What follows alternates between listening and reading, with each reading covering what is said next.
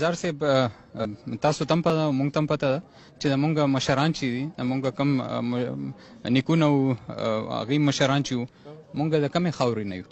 دا خو پارټیشن وشو بیا پاکستان راغلو یا برې صغیر کې وو. مونږ خو مخکې په کمه خاوره کې پیژندل کېدو. زمونږ تاریخ چې د 15,000 کاله مخکې زوړ دی.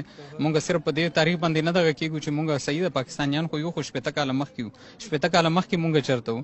نو هغه خلک چې اوس په افغانستان کې اوسېږي هغه مخکې که په پېښور کې اوسېدل یا مونږ په افغانستان کې اوسېدو یا په کم دنیا کې مونږ مشران پراته وو. نو صرف همدغه مینه ده چې پښتانه په څه طریقه را مخکې کړو. که د افغانستان پښتانه وي که د مونږ د دې ځای پښتانه وي د لر او بر پښتانه چې دواړه څومره دي او د دې په منځ کې دا کم تاوتریخوالی چې دا په څه طریقه را سره کم کړو.